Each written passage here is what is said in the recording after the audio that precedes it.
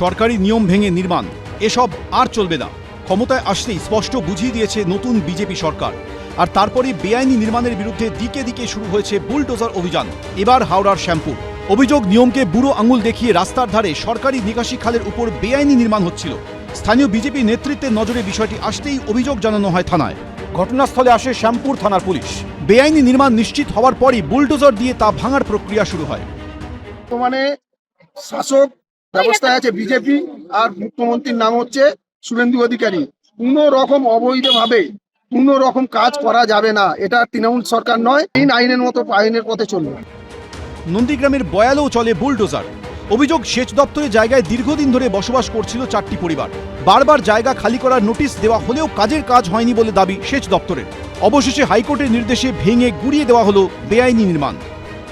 Honourable হাইকোর্টের অর্ডারে এবং আমাদের যিনি এসডিও ম্যাডাম আছে তার অর্ডার বলে as a magistrate executive magistrate আমি এসেছি। দুটো বসত বাড়ি ছিল, বাকি দুটোতে থাকতো না যতটুকু শুনেছি। কোর্ট তো আর এমনি অর্ডার দেয়নি।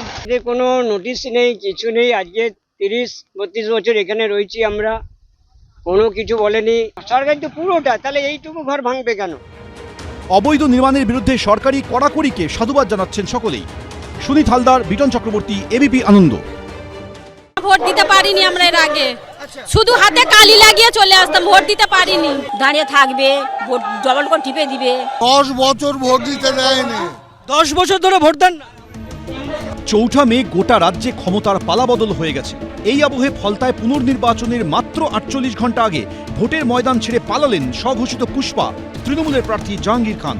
অনেকে প্রশ্ন তুলছেন, হার নিশ্চিত বুঝে কি অসহায় আত্মসমর্পণ করলেন জাহাঙ্গীর? কারণ এই এলাকায় তার রাশ ইতিমধ্যেই আলগা হয়ে গেছে। রাজ্যে পালাবদলের পর মানুষের ভয় কেটে গেছে। তৃণমূল জমানায় এসব এলাকায় ভোটের নামে কি হতো তা খোলাখুলি বলছেন এখানকার বাসিন্দারা।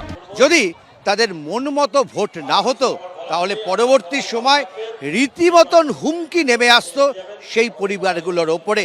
দাঁড়িয়ে থাকতো ভোট দেওয়ার সময় যে কাকে ভোটের বাটন প্রেস করছি। যদি বিজেপিকে দিতাম তাহলে বলতো যে দেখে নেবো বা খবর আছে তোমাদের। বিজেপি করে আমাদের ভোট দিতে না, আমার ঘরও ভেঙে দেওয়ার হুমকি দিয়েছে। এইবারে 2026-এ ঘর ভাঙার হুমকি দিয়েছে। ফলতা বিধানসভা কেন্দ্র অভিষেক বন্দ্যোপাধ্যায়ের লোকসভা কেন্দ্র ডায়মন্ড হারবারের আওতাধীন। 2024-এর লোকসভা নির্বাচনের বিধানসভা ভিত্তিক ফল অনুযায়ী শুধু ফলতাতেই 1,68,000-এরও বেশি ভোটের লিড ছিল তৃণমূলের। যদিও স্থানীয়দের দাবি এসব এলাকায় আদৌ ভোটই হতো না।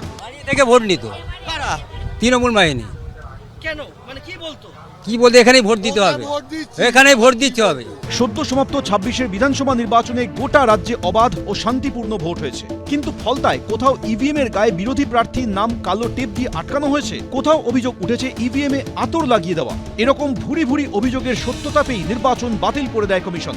গত 29 তারিখে ঘটনার পরিপ্রেক্ষিতে আপনি কি বলবেন? যে ঘটনা ঘটলো, মানুষ ভোট দিতে পারেনি, ভোটের ওপরে কালি, কোথাও টেপ লাগানো, কোথাও আতর লাগানো, এটা কেন করলেন বা করিয়েছিলেন?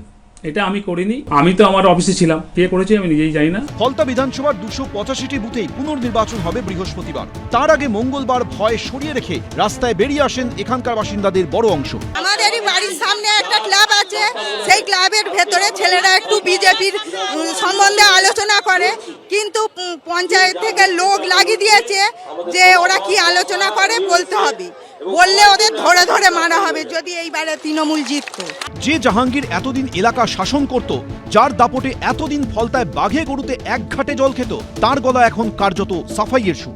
ফলতা জুড়ে আপনার বিরুদ্ধে ভুরি ভুরি অভিযোগ করছে, এটা বিষয়ে কি বলবেন? ভুরি ভুরি অভিযোগ করছে সাধারণ মানুষ। ঠিক আছে, মানুষ যদি সাধারণ মানুষ করে, তারা যেটা ভালো বুঝেন সেটা বলছেন। আমার এখানে কিছু বলার কিছু নেই। আমার ব্যক্তিগত মত, আমি ফলতার মানুষের সঙ্গে কোনোদিন খারাপ ব্যবহার করিনি।